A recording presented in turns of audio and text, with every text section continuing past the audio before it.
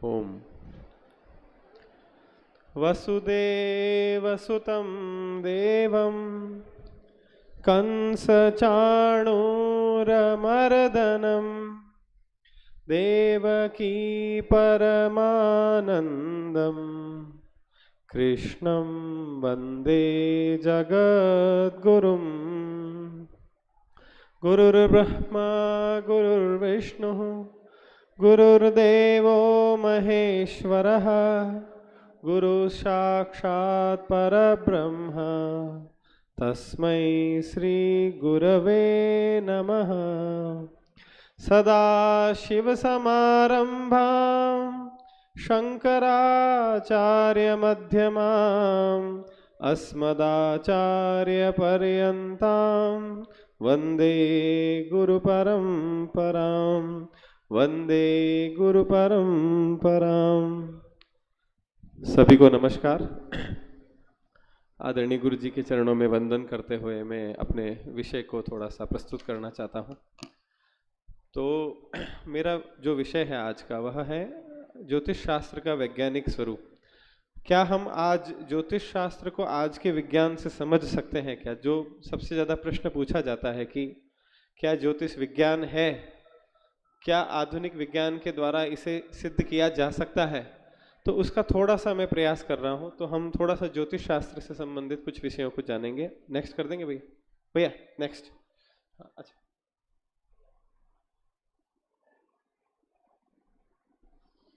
तो ये दर्शनीय ज़्यादा है। आदरणीय गुरु जी से भी निवेदन करता हूँ कि मैं अगर आप देख पाएंगे तो बहुत उत्तम हो जाएगा। तो सारी जो विद्याएं हैं हमारे शास्त्रों में, समस्त विद्याएं वेदों से ही निश्रित हुई है।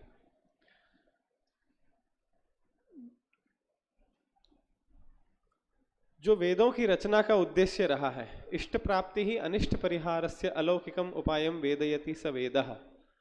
इष्ट की प्राप्ति हो जाए, मनुष्य का कल्याण उसे हो जाए और उसके अनिष्ट का निवारण हो जाए, उसके लिए जो अकल्याण कारक है, जो दुख दे रहा है, वो दूर हो जाए, यही वेदों की रचना का उद्देश्य था। और उसके वेद के बाद जो भी शास्त्र चले, जो वेदांग हुए, उन सबका भी एक ही उद्देश्य रहा।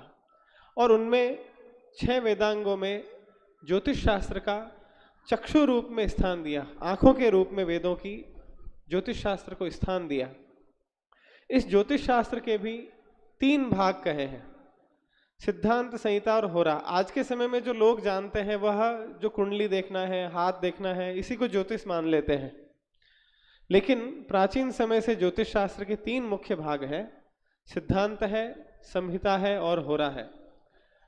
तो आइए हम तीनों को देखते हैं कि क्या आज का मॉडर्न साइंस, आज का जो विज्ञान है, इन तीनों के द्वारा हम ज्योतिष शास्त्र को विज्ञान कह सकते हैं क्या? तो पहला है सिद्धांत ज्योतिष। आपको पता होगा कि एक जंतर मंतर जगह है दिल्ली में जहाँ पे नारे लगते हैं, जहाँ पे धरना होता है, लेकिन उसका जो सही प्रयोग था, उसका जो निर्माण हुआ था, वह ज्योतिष शास्त्र की गणनाओं के लिए हुआ था। तो ऐसी 5 वेधशालाएं पूरे भारत के अंदर, जयपुर में, उज्जैन में, मथुरा में, काशी में और दिल्ली में बनाई गई थी राजा सवाई जयसिंह के द्वारा। तो त्रुटि से लेकर प्रलय काल तक की गणना करना, ग्रहों की गणना करना, यह सिद्धांत ज्योतिष का मूल विषय था। तो सिद्धांत ज्योतिष पूर्ण रूप से वैज्ञानिक है। आप सोचिए कि उस समय में त्रुटिमान, कहते हैं कि 1 सेकंड का 43,20,000वां भाग एक त्रुटि काल होता है। तो उसकी क्या आवश्यकता होगी? आपको उसकी गणना करने की भी जरूरत क्या है? और प्रलय काल तक की गणना। तो भारतीय ज्योतिष शास्त्र उतने सूक्ष्म मान से गणना करते हुए प्रलय तक की गणना करना, यह ज्योतिष शास्त्र के सिद्धांत स्कंद के अंदर समाहित था। उस सिद्धांत के भी 3 भाग है। जहां पे आप सृष्टि के आरंभ से ग्रहों की गणना करते हैं, वह सिद्धांत स्कंद है। लेकिन आप युग के आरंभ से ग्रहों की गणना करते हैं, वह तंत्र भाग है। और एक निश्चित कालखंड तक, जहां तक किसी आचार्य ने ग्रहों की गणना कर दी है, उसके बाद अगर गणित करते हैं तो वह कर्ण ग्रंथ कहलाते हैं, कर्ण स्कंद कहलाता है ज्योतिष शास्त्र का। और ज्योतिष शास्त्र का जो सबसे पुराना ग्रंथ प्राप्त होता है 1400 ईस्वी, ईसा से 1400 वर्ष पूर्व लगध आचार्य के द्वारा लिखा गया वेदांग ज्योतिष नाम का ग्रंथ प्राप्त होता है। तो इसकी हम वैज्ञानिकता देखते हैं। तो आज के जो वैज्ञानिक है, मैंने नासा से यह डेटा लिया है कि वह पृथ्वी की आयु को 4.5 बिलियन ईयर्स का बताते हैं। और हमारे यहाँ पे कहा जाता है कि ब्रह्मा का एक जो दिन रात्र है वह 2 कल्प के बराबर होता है। तो एक कल्प में 4 अरब 32 करोड़ वर्ष होते हैं और उसके बाद में सृष्टि समाप्त होती है, फिर सृष्टि की उत्पत्ति होती है। तो ज्योतिष शास्त्र जैसा समय बताता है पूरी सृष्टि के उत्पन्न होने का, युगों के समाप्त होने का, सृष्टि के समाप्त होने का, वही समय नासा भी आज बताता है। तो बिल्कुल समानता मिलती है दोनों में। और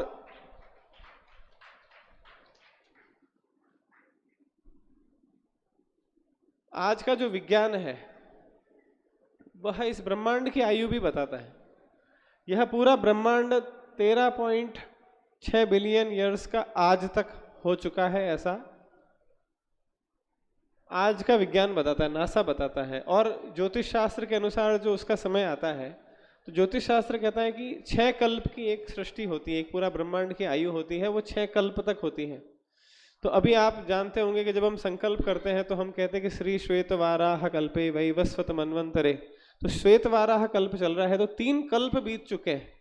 तो एक कल्प में एक पृथ्वी की उत्पत्ति होती है, फिर से सृष्टि होती है, फिर से समाप्त होता है। तो आप देखेंगे कि अभी तक 3 कल्प निकल चुके हैं। तो एक कल्प का मान बताया था 4.32 अरब वर्ष, और उसको 3 कल्प से गुणा करेंगे तो 13 बिलियन ईयर्स आता है। और आज का भी जो विज्ञान है वो यही कहता है कि हमारा जो ब्रह्मांड है वो 13.5 बिलियन ईयर्स का है। और ज्योतिष शास्त्र की गणना भी वही बताती है। तो देखिए कितनी ज्यादा समानता है, कितनी वैज्ञानिकता है। तो कहते हैं कि ऐसे ब्रह्मा के 100 वर्ष होंगे। तो ऐसे ब्रह्मा के 100 वर्ष की आयु जब होगी तो देखिए आप 3 कल्प व्यतीत हुए हैं, तो 3 कल्प का अगर हम गुणा करेंगे तो 13 बिलियन ईयर्स होते हैं। तो नासा के द्वारा बताया गया समय और ज्योतिष शास्त्र जो समय बताता है ब्रह्मांड का वो बिल्कुल समान है, बिल्कुल एक जैसा है। तो वैसे एक चतुर्युग में 43,20,000 वर्ष होते हैं, वैसे ही ऐसे 71 चतुर्युग होने पर एक मनवंतर होता है। ऐसे 14 मनवंतर का एक कल्प होता है, उसमें ब्रह्मा का एक दिन और उतना ही एक कल्प में ब्रह्मा की रात्रि होती है। और ऐसे ब्रह्मा की आयु 72,000 कल्प की होती है। और विष्णु पुराण कहता है कि ऐसे ब्रह्मा के 100 वर्ष जब होते हैं तब विष्णु का एक दिन होता है। ऐसे विष्णु के जब 100 वर्ष होते हैं तब शिव का एक अर्धनिवेश होता है। और ऐसे जब शिव के 100 वर्ष होंगे तो परा जगदम्बा का एक त्रुटिमान होता है। तो ऐसे ही काल की गणना अनंत चलती आती है। तो इतनी लंबी लंबी संख्याओं का निदर्शन करने के लिए, उनको लिखने के लिए बहुत सारे फूल और पत्तों का प्रयोग किया, जैसे शंख, महापद्म, पद्म, खर्व, कच्छप, नील, मुकुंद, कुंद। तो इतनी संख्या को तो आज के आप कैलकुलेटर में भी नहीं लिख सकते हैं, जितनी जीरो इसके पीछे लगेंगे। आपके कंप्यूटर में भी इतनी लंबी गणना नहीं हो सकती जितनी गणना वो आचार्य उस समय में करते थे जब कंप्यूटर नहीं थे, कुछ भी नहीं था, केवल पाटी गणित पर इतनी गणित की जाती थी। जब यह भारत ऐसी गणना कर रहा था तब रोम जो था वो 10,000 तक संख्या से ऊपर लिख भी नहीं पाता था। 10,000 के बाद वो कुछ लिख भी नहीं सकते थे। इसलिए उन्होंने माना कि 2000 साल से तो पुरानी सृष्टि ही नहीं है, क्योंकि उनको उतना गिनना ही नहीं आता था। तो इस दुनिया में अगर आप पूछेंगे किसी भी सभ्यता में जाके कि 7 वार क्यों होते हैं और वारों का नाम ग्रहों के नाम पे क्यों है, और ग्रहों में भी सूर्य, रवि, सोम, मंगल, बुध, गुरु, शुक्र, शनि, ये क्रम क्यों है, तो इस दुनिया में किसी के पास उत्तर नहीं है। ना मिस्र की सभ्यता में उत्तर है, ना मेसोपोटामिया, ना बेबीलोनिया में, ना ग्रीक सभ्यता में इसका उत्तर है। पूरी दुनिया मानती है कि 7 वार होंगे, ग्रहों के नाम पे होंगे और ये क्रम होगा। तो ये भारत ने दिया है पूरे विश्व को। वैसे ही 12 महीने क्यों होते हैं? महीने आप 100 कर लेते, आप महीनों को 15 कर लेते, 30 कर लेते, लेकिन यह परिपाटी भी भारत ने दी है। एक अहोरात्र में रात दिन में 24 घंटे क्यों होते हैं? ये भी भारत ने दिया है, 24 अहोरात्र। और इस अहोरात्र की अ और त्र को हटाने पर होरा शब्द बनता है, और वो होरा शब्द ही बाकी बाद में जाकर ऑवर शब्द में HOUR, HORA का HOUR बन गया। आज हमारी घड़ियों में हम देखते हैं कि 1 घंटे में 60 मिनट होते हैं, 1 मिनट में 60 सेकंड होते हैं। तो ये 60 ही क्यों होते हैं? 100 हो सकते थे। आप गणना करने के लिए घड़ी के अंदर 100 सुइयां बना देते हैं। तो पूरी दुनिया 60 क्यों मानती है? 60 मिनट ही क्यों मानती है? 60 सेकंड क्यों मानती है? ये भी भारत ने दिया। जो 60 का क्रम है ये भारत ने दिया पूरे विश्व को। वैसे ही एक वृत्त जो बनता है उसमें 360 अंश होते हैं। आप 100 टुकड़े में भी बांट सकते थे, 1000 टुकड़े में भी बांट सकते थे, लेकिन पूरा विश्व मानता है कि 360 अंश का एक वृत्त होता है। ये भी भारत ने दिया। और 108 का महत्व तो आप जानते ही हैं कि 108 की संख्या जो हमारे माला के मणकों में होती है वो क्यों इतना महत्वपूर्ण है। तो बच्चों, अगर हम सूर्य का पूरा एक डायामीटर मतलब व्यास ले लें तो वह 108 पृथ्वी के रखने पर प्राप्त हो जाता है। इसे मैंने चेक किया है नासा की वेबसाइट से, एक सूर्य का डायामीटर कितना है, पृथ्वी का डायामीटर कितना है, तो उसमें भाग देने पर 107.69 प्राप्त होता है। वैसे ही पृथ्वी से सूर्य के बीच की दूरी 108 बार सूर्य को रखने पर मिल जाती है। वैसे ही पृथ्वी से चंद्रमा की दूरी 108 बार चंद्रमा को रखने पर उसका एवरेज दूरी प्राप्त हो जाती है। तो ये संख्या इस ब्रह्मांड में सब जगह मिलती है, आपके शरीर में मिलती है, इस प्रकृति में मिलती है। तो इसीलिए माला के मणकों में 108 संख्या रखी। नक्षत्रों 27 नक्षत्र के 4 चरण, 108 उसमें पूरे चरण मिलते हैं। तो यह संख्या इस ब्रह्मांड में व्याप्त है, ऐसा आचार्यों ने जाना।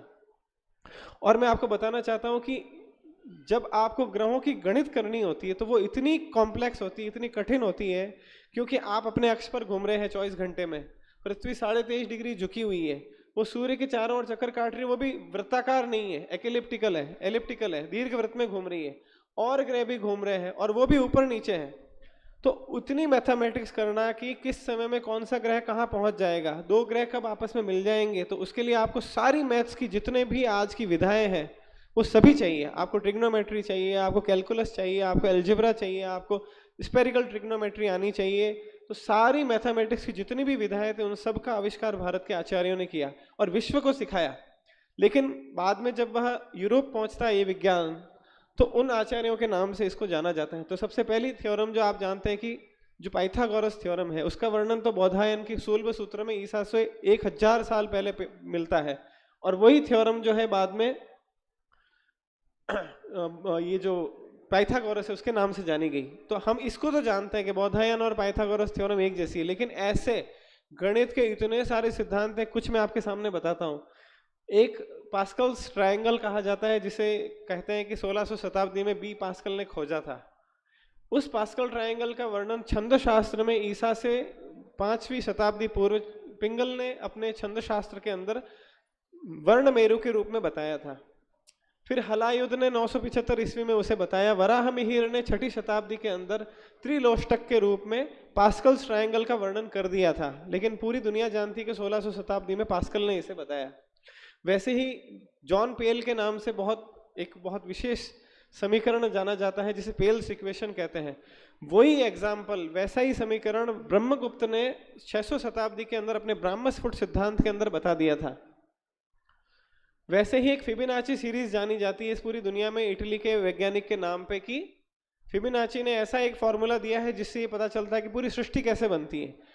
एक जो कण है वह, एक पेड़ जो है वो बीज से बनता है, तो उसकी इक्वेशन क्या है, पूरा ब्रह्मांड बनता है उसका समीकरण क्या है, उसे कहते हैं गोल्डन रेशियो। और वो फिबोनाची के नाम से जाना जाता है, जिसका वर्णन विरहांक ने 6ठी शताब्दी में अपने ग्रंथ में किया।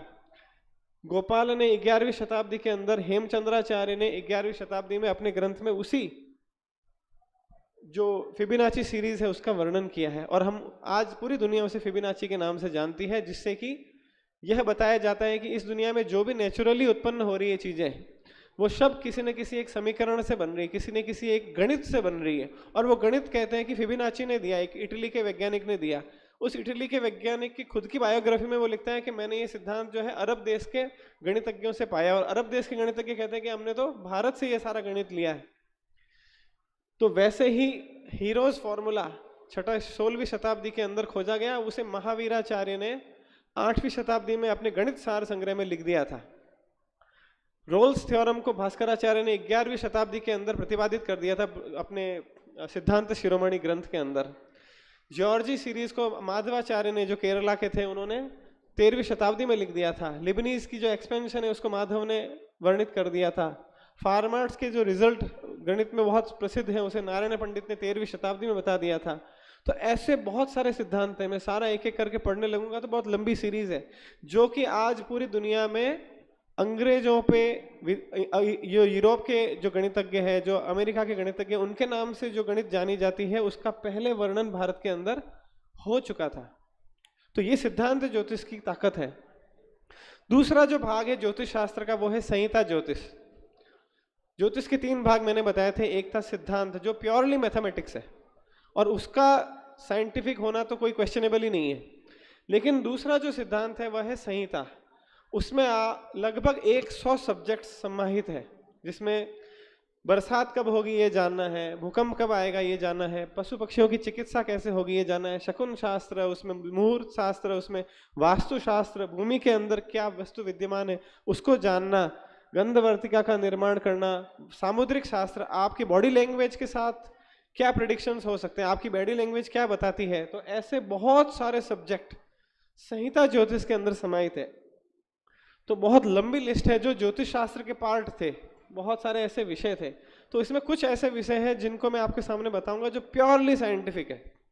तो आचार्य वराहमिहिर ने एक ग्रंथ लिखा था 6ठी शताब्दी के अंदर, बृहद संहिता।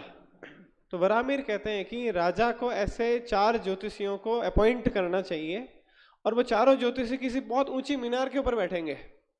तो मीनार का निर्माण करवाओ, उस मीनार के ऊपर बैठ के आपको चारों दिशाओं में देखना है। तो तत्र चेत एकेन ऐन्द्रिय चाग्नेयी च दिग अवलोकयितव्या। एक ज्योतिषी जो है वो पूर्व दिशा और अग्निकोण 2 दिशाओं को देखता रहेगा लगातार।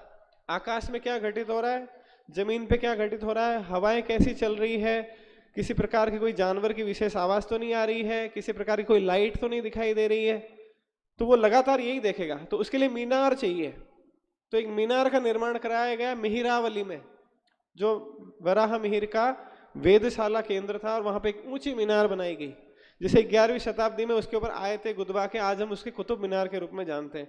उसमें 27 खिड़कियां हैं, 27 नक्षत्रों को वेद करने के लिए 16 दल कमल के रूप में उसको बनाया गया है। तो उसके जैसी मीनार बनाने का प्रयास किया कुतुबुद्दीन ने, लेकिन वो सफल नहीं हुआ। तो उसका एक ढांचा उसके पास में विद्यमान है अभी भी, और वहां पे एक मस्जिद है, जामा मस्जिद, उसके अंदर ही है।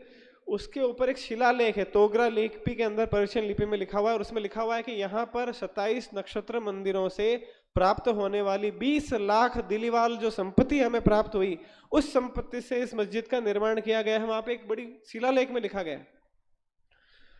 तो वराहमिहिर ने वहां बताया कि आपको निरंतर आकाश को देखना है। अगर कोई उल्का दिखाई दे रही है तो उसको नोट डाउन करो। अगर आपको ऐसा दिखाई दे रहा है कि हवा में जो मिट्टी उड़ रही है उसका कलर चेंज हो रहा है, तो आप नोट डाउन करो और उसके बाद देखो कि क्या घटना घटित हो रही है।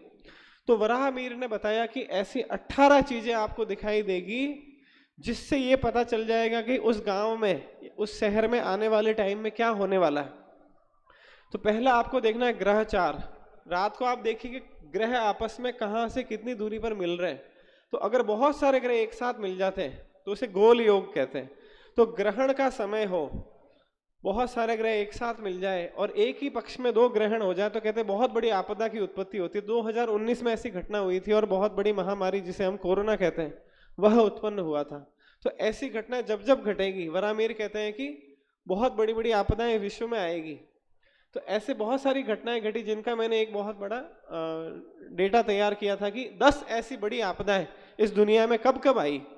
तो जब वराहमिहिर ने जैसे श्लोक बताए और जहां पे ग्रहों की स्थिति बताई, उन ग्रह स्थितियों के अंदर 10 ऐसी बहुत बड़ी आपदाएं आई इस दुनिया के अंदर, जो कि वराहमिहिर ने अपने बृहद संहिता में लिखा। फिर उसमें वर्णन आता है कि ग्रहों के कलर अलग अलग दिखाई दे जाएंगे। तो आप सोचिए बच्चों, आप आंखों से ग्रहों को नहीं देख सकते, तारे जैसे दिखते हैं छोटे छोटे, बहुत छोटे छोटे, लेकिन उन्होंने इसके कलर भी लिखे कि शनि के ऊपर अलग अलग कलर दिखाई देंगे। शिखि भय मन लाभे शस्त्र को उपश्च रखते, अंडजहा रविजो यदि चित्राक्षुत भय कृत यदि पीत मयूखा। अगर शनि का रंग आपको ऐसा दिखाई दे जाए कि चित्र वर्ण का दिखाई दे रहा है, तो अंडजों की हानि होने वाली है।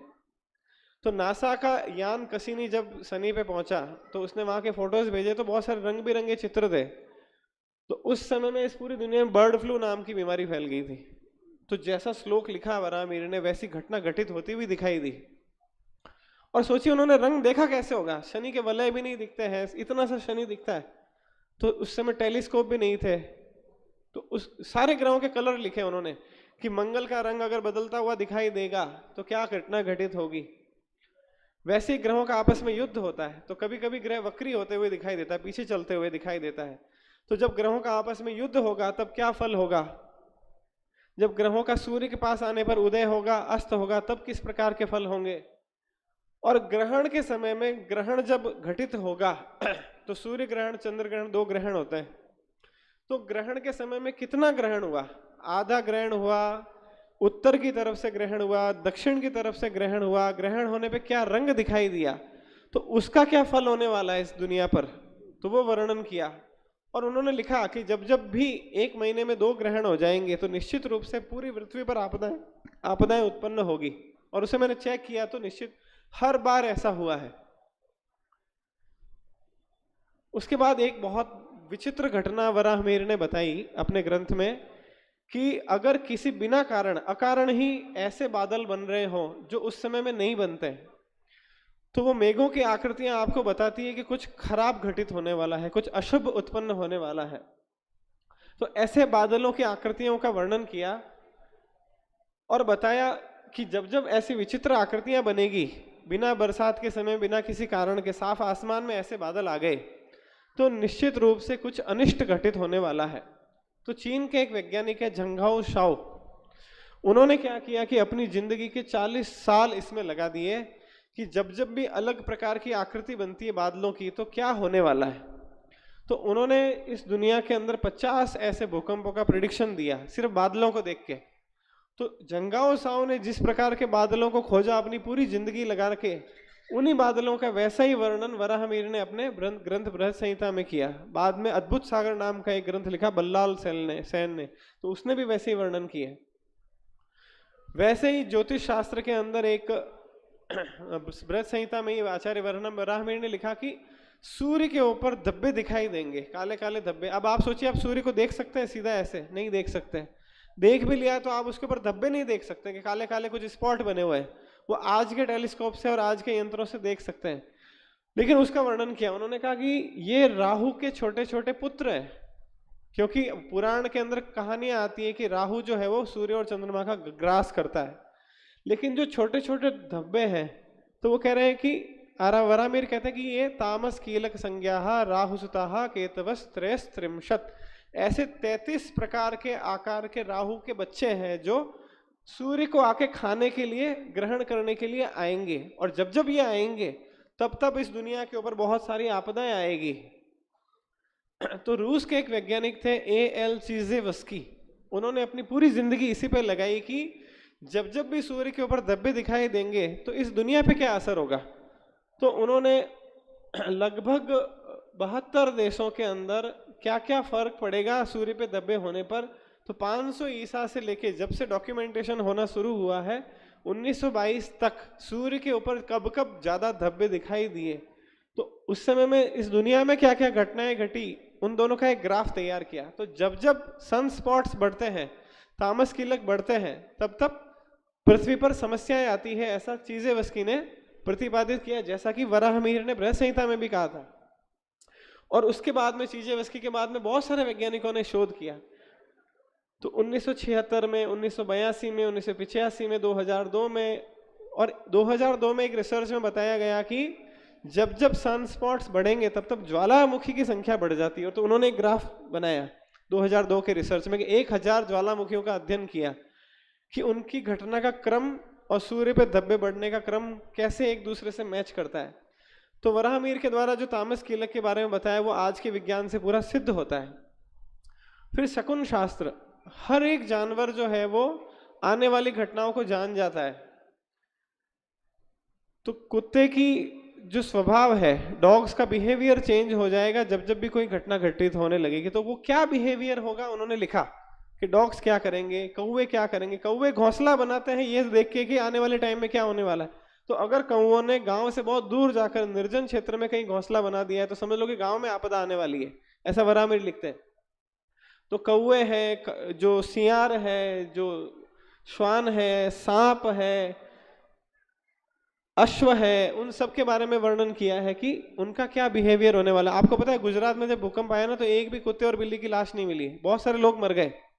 लेकिन कोई भी डॉग्स मरी हुई अवस्था में नहीं मिला, क्योंकि वो वहां से पलायन कर गए। जब सुनामी आई 2004 में, तो श्रीलंका के तट पे और जो साउथ इंडिया के तट के ऊपर किसी भी जानवर की डेथ होते हुए नहीं दिखाई दी, जबकि लोग बहुत सारे मर गए। तो उनको पहले पता चल गया। तो वराहमिहिर ने 600 शताब्दी में लिखा है कि कौन सा जानवर क्या बिहेव करेगा। तो हाथी जो होता है, वो कहते हैं कि भूकंप आने से पहले या कोई घटना घटित होने से पहले अपनी सूंड को जमीन पर रख देगा, लंबी लंबी सांस लेगा और कान को ऐसे चुप करके खड़ा हो जाएगा। तो स्खलित गतिरकस्मात् त्रस्त कर्णो अतिदीनः श्वसिति मृदु सुदीर्घम न्यस्त हस्तः पृथिव्याम। पृथ्वी पर अपना हाथ रख के, सूंड रख के। तो एक डॉक्यूमेंट्री बनी है, can animals predict disaster, by Elizabeth Vaughan. तो उन्होंने इस हाथी के बिहेवियर को बिल्कुल वैसे के वैसे दिखाया जैसा आचार्य वराहमिहिर लिखते हैं, और भी जो जानवरों का बिहेवियर दिखाया बिल्कुल वैसा ही है जैसा संस्कृत के श्लोकों में लिखा गया है। तो इसका वर्णन ज्योतिष शास्त्र में आता है। वैसे ही वराहमिहिर ने वर्णन किया कि 2 सूर्य कभी कभी आकाश में दिखाई दे जाएंगे, बादलों की ऐसी आकृति बनेगी कि परावर्तित होते हुए। तो 2 सूर्य दिखाई देने की घटनाएं भी बहुत सारी घटित हुई, और उसके बाद जो परिणाम होना चाहिए वो वराहमिहिर ने लिखा है, और वैसे ही परिणाम दिखाई दिए हैं। वैसे ही उल्काओं के बारे में बहुत डिटेल में वर्णन किया कि उल्काएं कितनी प्रकार की होगी, धूमकेतु कब कब दिखाई देंगे। तो बहुत बड़े बड़े एस्टेरॉइड्स जो इस दुनिया में दिखाई देंगे।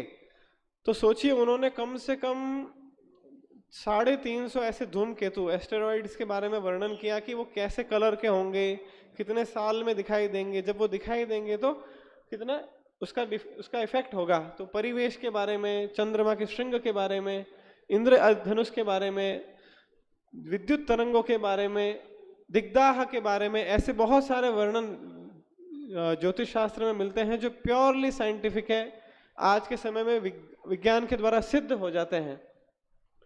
तीसरा है होरा स्कंद। तो आज समय नहीं है, तो मैं आपको ये सिद्ध कर सकता हूं कि जो हम जन्म कुंडली में देखते हैं वो कैसे साइंस से प्रूव हो सकता है कि चंद्रमा आपके मन से जुड़ा हुआ है, सूर्य आपकी हड्डियों से, आंखों से जुड़ा हुआ है, कैसे बृहस्पति आपके पेट से जुड़ा हुआ है। आज का साइंस इसे प्रूव कर सकता है।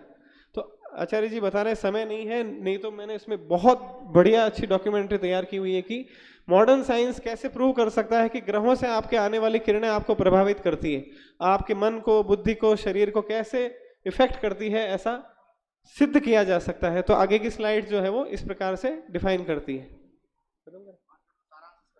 सारांश तो यही है कि आने वाली जो स्लाइड्स है ना, वो आपको इतनी इंटरेस्टिंग है कि आप मान जाएंगे कि साइंस, ज्योतिष एक विज्ञान है। तो न्यूट्रिनो कण आते हैं इस यूनिवर्स से जो आपको निरंतर प्रभावित करते हैं। प्रति सेकंड आपकी एक उंगली के पोर में से 10 अरब न्यूट्रिनो पार्टिकल्स आते हैं जो ग्रहों से, नक्षत्रों से अपने असर को लेके आते हैं। और ऐसे बहुत सारे वैज्ञानिक हैं, जैसे लाखोवस्की ने सिद्ध किया है कि ये जो आने वाले पार्टिकल्स है वो आपकी जेनेटिक्स, डीएनए तक को प्रभावित कर देते हैं। तो ऐसे न्यूट्रिनो कणों को खोजने के लिए ऐसी बहुत सारी वेधशालाएं बनाई गई है, जिससे कि अंतरिक्ष से, सुपरनोवा से आने वाली किरणों को आप मेजर कर सकते हैं। तो ऐसे किस प्रकार से जन्म कुंडली बनती है, क्यों आपका जन्म किसी एक स्पेसिफिक टाइम पे होता है, कैसे चंद्रमा आपके मन को प्रभावित करता है, उससे रिलेटेड कौन कौन से रिसर्च हुए हैं। तो कैसे जल आपके मन से जुड़ा है, मन आपकी भावनाओं से जुड़ा हुआ है, और भावनाएं चंद्रमा से जुड़ी हुई है, और चंद्रमा मन से जुड़ा हुआ है। इसको सिद्ध कर सकते हैं कि चंद्रमा मनसो जाता है, इस पूरी दुनिया के लोगों का मन चंद्रमा से जुड़ा हुआ है, ऐसा प्रूव किया जा सकता है।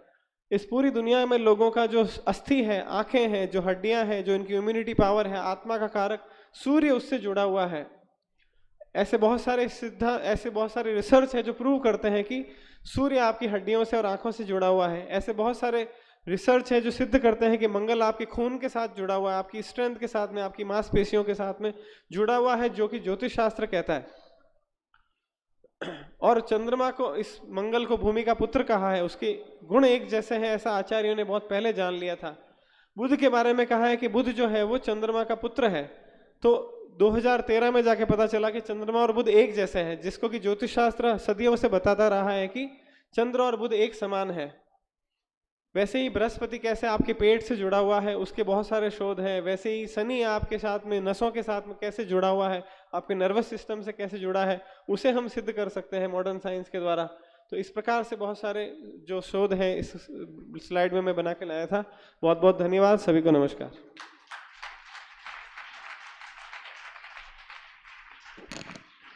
अत्यंत कम समय में वैज्ञानिक दृष्टि को ध्यान में रखते हुए आचार्य का यह चिंतन दिखाता है कि कितने सूक्ष्मता से वह ज्योतिष शास्त्र पर विचार करते हैं और किस प्रकार से उन्होंने परिश्रम करके स्लाइड के माध्यम से हमें समझाने का यह प्रयत्न किया कि जिसे हम एक विद्या ऐसे सामान्य मानते हैं कि ऐसे ज्योतिषी लोग बैठे हैं, लेकिन नहीं, वास्तविक में है वो मॉडर्न साइंस से बहुत आगे का विषय है। जहाँ तक मॉडर्न साइंस अभी नहीं पहुँचा है उससे ऊपर का विषय होती है। हमें समझने की और गर्व करने का हमारे लिए विषय है कि भारतीय मनीषियों का चिंतन इस प्रकार से रहा है जहाँ तक वर्तमान विज्ञान अपनी पहुँच अभी तक नहीं बना पाया है।